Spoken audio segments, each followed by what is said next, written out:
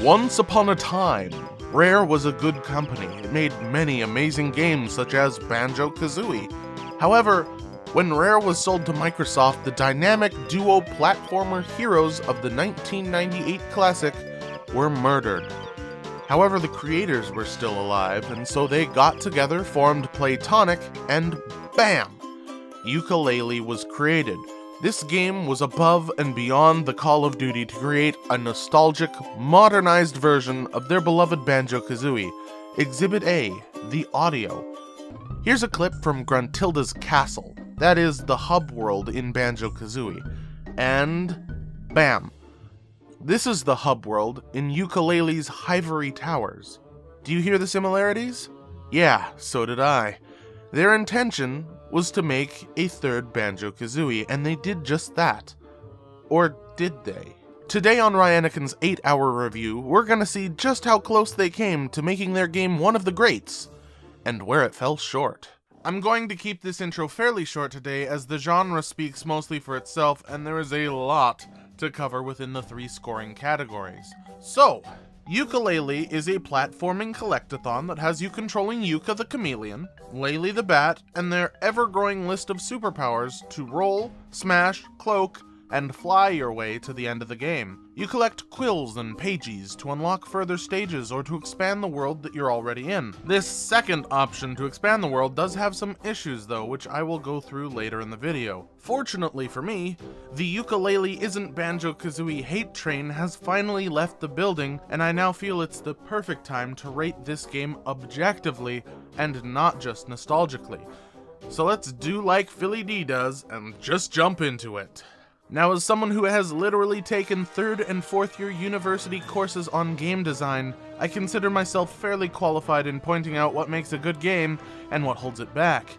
This may come as a surprise to you, but it is possible that because of the limitations of Nintendo 64, some things thought of as necessary but unfun actually help make the original game's worlds better. So let's talk about the world sizes and the expanding worlds function of the game.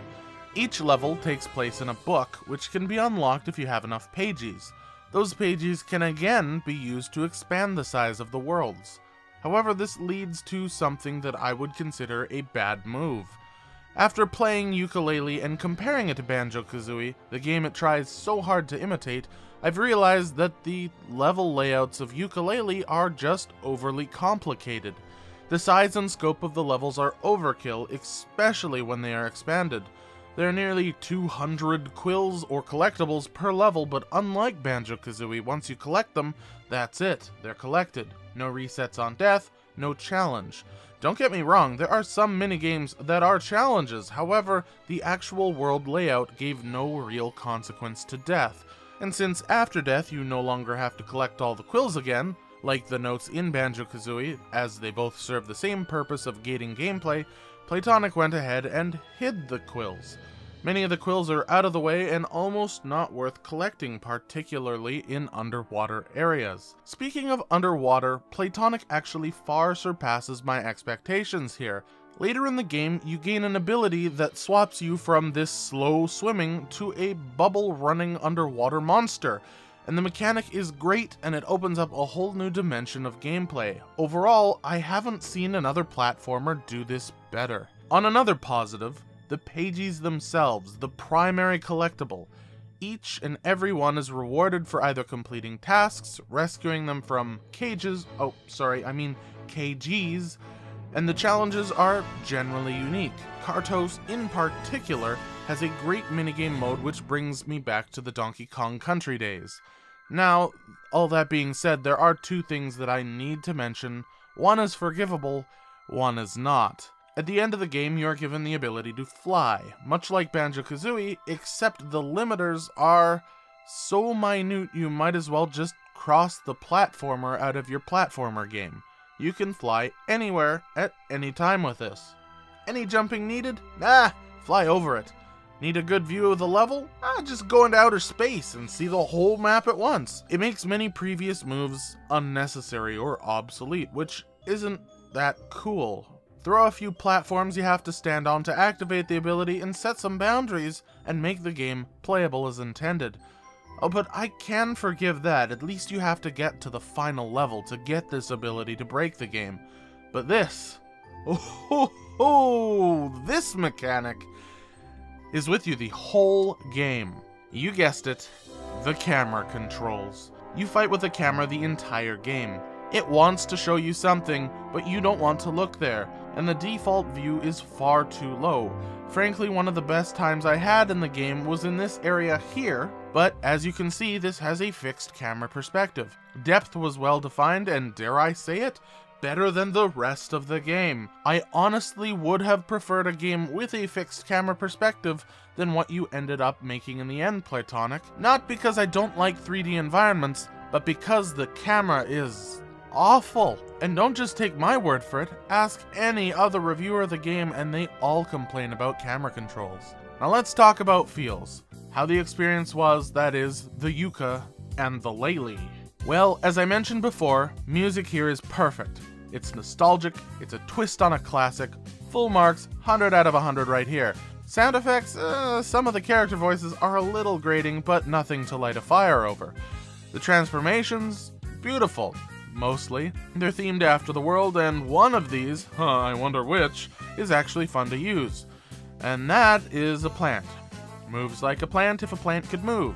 Takes a bit of the fun away for some of that realism, I see. Last in this category, but I gotta touch on it again, is how large the world size is. There are fast travel options, but you never use them. Why? Because when you die, you don't restart at the beginning of the level, where the fast travel points are meant to be used from.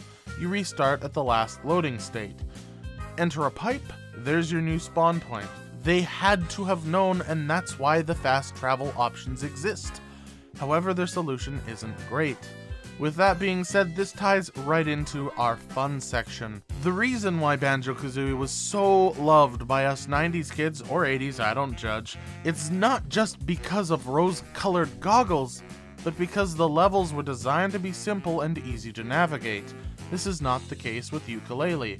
With the exception of one level, which I will mention soon, the majority of these levels, the object of said level is to stop you from accessing the rest of the level. Nooks and crannies with different challenges don't exist here, it's all in a big blotchy area. And it's hard to spot some NPCs or an underwater pipe for the most part. Now these sections, these hidden pipes, compartmentalized challenges, were my favorite parts of the game.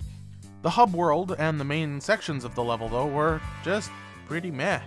They were missing something. Oh, and if you want to actually follow the plot behind the game, you have to listen to these cinematic things, which can be completely skipped, but not sped up in any particular way. The words crawl slower than a paraplegic who has fallen from their wheelchair. Now, let's talk about the exception to this, and that is the casino level. This level alone was really fun, like on par with every single predecessor kind of fun. This was by far the highlight of the game.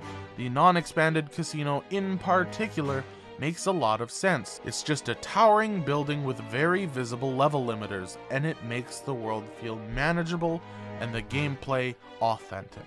Overall, the game is still good, but there are some major flaws which make the game a lot less enjoyable than it could have been. The level sizes generally, and their lack of good camera controls puts this in my play it if you have it, but do not go out of your way to get it unless you already have a thing for platformers category, which isn't a big category. Thank you so much for watching. Make sure to leave a thumbs up and comment which game you would like to see next, and I will see you in the next video. Bye-bye!